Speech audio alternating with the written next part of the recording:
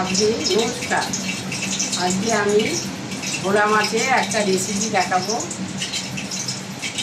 আপনাদের। আমি সবসময় আমার পাশে আপনারা থাকবেন, আপনাদের ভালোবাসা সবসময় চাই। আজকে রেসিপিটা দেখুন কী করে বানাই। এই দেখুন, এরম সাইজের ভোলা মাছ নিয়েছি, 4-5 পিস নিয়েছি। বড় সাইজেরটাও দুটো টুকরো করে নিয়েছি আমি বুঝি। এই কটা মাছ আজকে আমি রাখবো। নুন হলুদ মিশিয়ে রেখে দিয়েছি যাতে মাছের মধ্যে ভালো করে ঢোকে। নুন হলুদ মিশিয়েছি। তারপরে এর মধ্যে কিছুটা উপকরণ কী কী দেব আমি মিক্সিতে পিষে নিয়েছি। এর মধ্যে আছে পেঁয়াজ, শুকনো লঙ্কার গুঁড়ো, জিরের গুঁড়ো আর অল্প রসুন, সব এর মধ্যে আমি মাখিয়ে নেব। মাছটার মধ্যে, কাঁচা মাছটার মধ্যেই মাখাবো।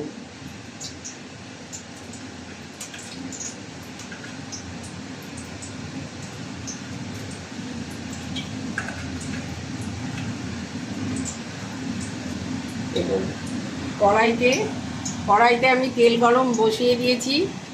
আর একটু তেল দিয়ে দিই। তেল গরমটা ভালোভাবে হয়ে যাক। এর মধ্যে একটু কালো জিরে দেবো। একটু কালো জিরে ফোড়ন দিয়ে দিই।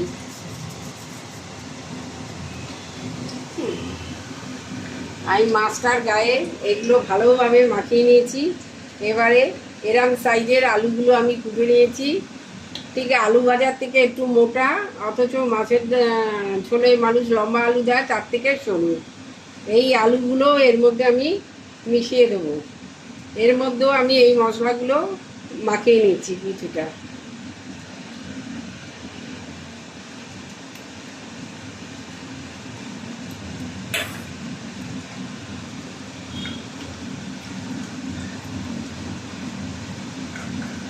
এইগুলো সব আমি মাখিয়ে নিলাম।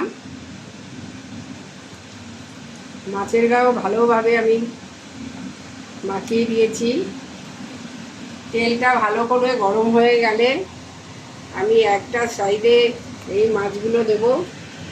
খুব ধিমে আছে এইগুলো করতে হবে, আস্তে আস্তে।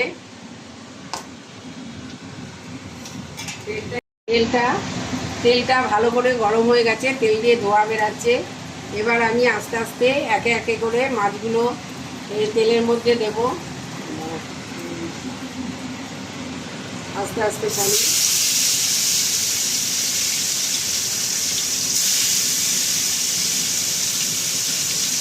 এই মশলা কুচি আস্তে আস্তে ছাড়ছি।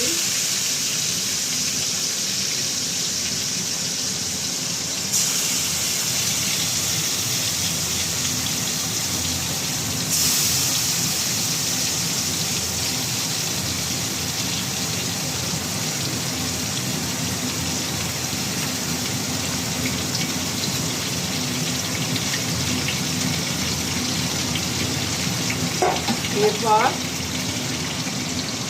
এইগুলো খুব কম আঁচে করতে হবে। এরপর আমি আলুগুলো একটা সাইডে দিয়ে দিচ্ছি।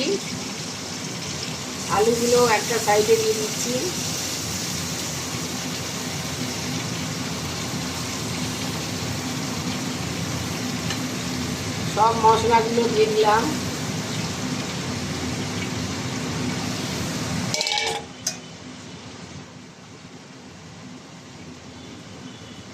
সব মশলাগুলো আমি দিয়ে দিলাম। এরপরে এর ওপর দিয়ে কয়েকটা কাঁচা লঙ্কা দিয়ে দেবো।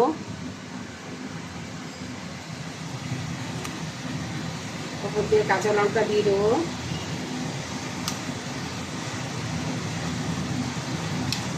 এরম করে করলে খুব সুন্দর খেতে লাগে ভাতে, আলাদা একটা টেস্ট হয়। খুব আস্তে আস্তে করতে হয়, কাঁচা ভাতটা তাহলে চলে যাবে। এরপরে এইটা এখন আমি ঢাকা দিয়ে রাখবো কিছুক্ষণ, 5-10 মিনিট, 10 মিনিটের মতন ঢাকা থাকবে। ডিমে আছে, আস্তে আস্তে করে হবে। একটা থালা দিয়ে আমি ঢাকা দিয়ে দিচ্ছি।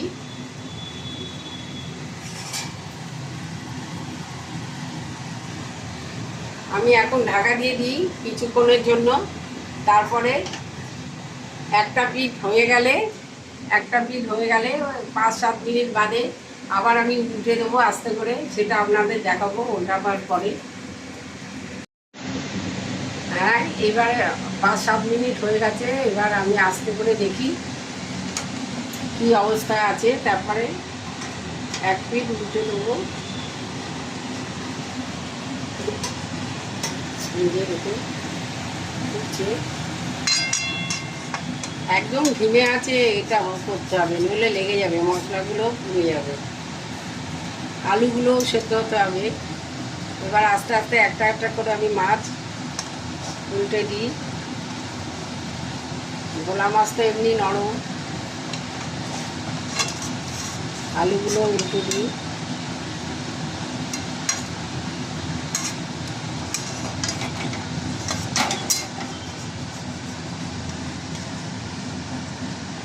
দেখুন একটা পার্ট অনেকটা হয়ে এসছে।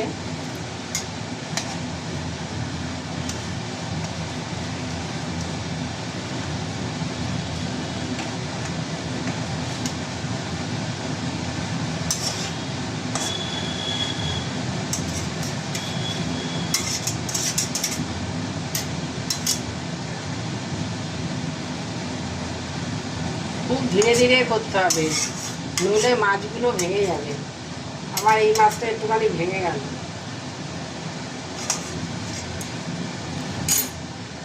আরও কিছুক্ষণ থাকুক, কেননা আলুগুলো দেখুন সেদ্ধ হয়নি এখনো, আলুগুলো সেদ্ধ হয়নি।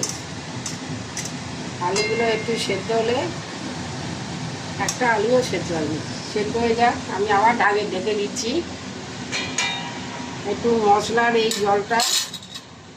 জলটা দিয়ে দিলাম, তাহলে সেদ্ধ হয়ে যাবে। আবার আমি ঢেকে দিলাম। এরপরে যখন আমি খুলবো কিছুক্ষণ বাদে, এর উপরে ধনেপাতা ছড়িয়ে তারপরে নামিয়ে দেবো, সেটা দেখাবো আপনাদের। হ্যাঁ, এবার 5-7 মিনিট আরও হয়ে গেছে। এবার আমি খুলে দেখবো আলুটা সেদ্ধ হয়েছে কিনা,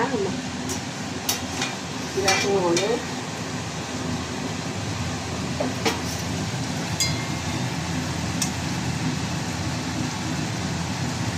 হ্যাঁ, আলুগুলো একদম সেদ্ধ হয়ে গেছে, ভেবে দেখুন একদম সেদ্ধ হয়ে গেছে। এবার আমি এগুলো হয়ে গেছে, মাছটা খুব সুন্দর গন্ধ বেরাচ্ছে ভাপে। এবার আমি এর মধ্যে ধনেপাতা দিয়ে নামিয়ে দেবো।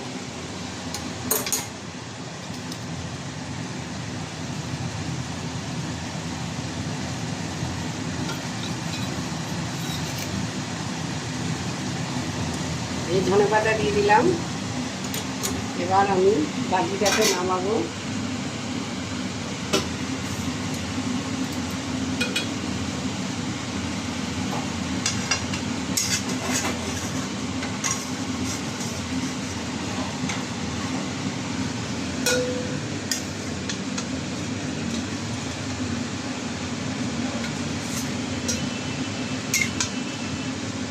একটা মাছও ভাঙিনি, প্রথমেই নাড়াতে গিয়ে শুধু একটুখানি একটা মাছের গা দিয়ে একটু উঠে গেছিল। এই মাছটাতেই একটুখানি উঠে গেছে।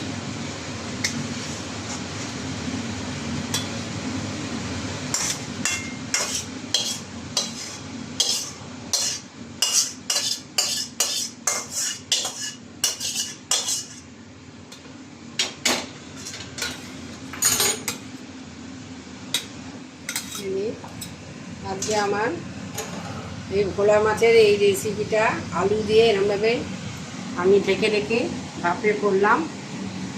আপনারা এই রান্না দেখে যদি আপনাদের ভালো লাগে, আমাকে বেশি বেশি করে লাইক দিন, সাবস্ক্রাইব করুন। আপনাদের ভালোবাসা যেন সবসময় আমি পাই, আপনারা আমার পাশে থাকুন, এটাই আমি চাই। নমস্কার।